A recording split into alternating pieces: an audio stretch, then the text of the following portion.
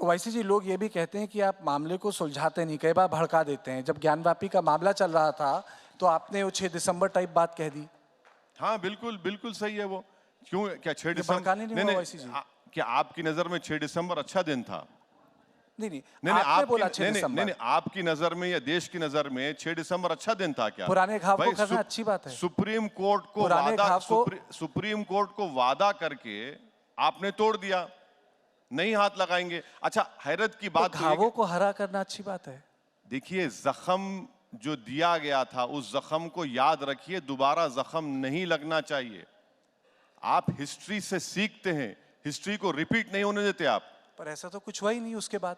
आप बताइए, कोई एक ऐसी मस्जिद है जहां मॉब घुस के जिसने तोड़ दिया? मॉब ने तोड़ दिया। तो आप इंतजार करेंगे तोड़ने के लिए? मैं इंतजार नहीं कर रहा, आपने बोला और हो रहा है। मुझे तो विश्वास है यहाँ के लोगों में। देखिए, मस्जिद को कैसे तोड़ा गया? सुप्रीम कोर्ट को बोलकर नहीं तोड़ेंगे, तोड़ दिए। आपको मालूम है दिल्ली में 600 साल पुरानी मस्जिद को बगैर लीगल प्रोसीडिंग्स फॉलो करे आपने तोड़ दिया दिल्ली में। और वो सरकारी था। आप बात कर रहे हैं अनकंट्रोल क्राउड और लोगों की, दोनों अलग चीजें हैं। वो एक सरकारी था। नहीं, वो एक सरकारी था। अब तो आपको मॉब की जरूरत भी नहीं है, गवर्नमेंट खुद तोड़ रही है। ये आरोप है। नहीं, अरे भाई, एक आरोप है, एक एनडीएमसी का एक्ट है।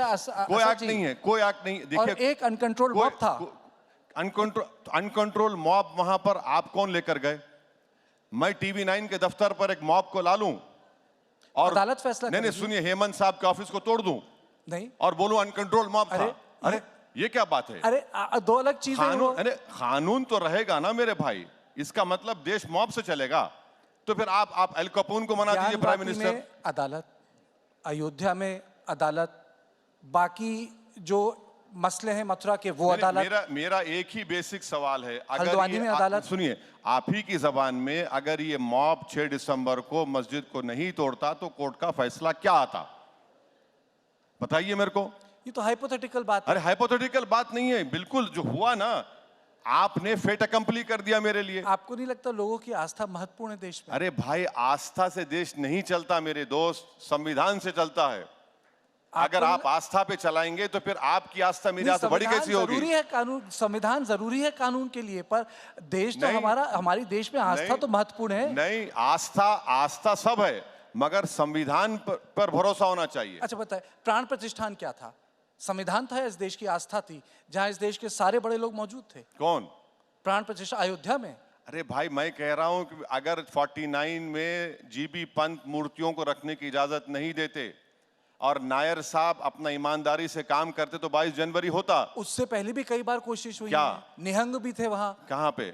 अयोध्या में। ऐसा नहीं है कि जो अयोध्या का इतिहास है कि कौन थे? अयोध्या का इतिहास 25, 30, 40 साल निहंग लोग मूर्ति पूजा करते। अरे आप कैसी बात कर रहे हैं? आप कैसी बात कर रहे हैं? किताब लोग मूर्ति पूजा करते ही नहीं है। निहंगों का एक बहुत महत्वपूर्ण योगदान है। निहंग लोग मूर्ति पूजा नहीं करते मेरे भाई।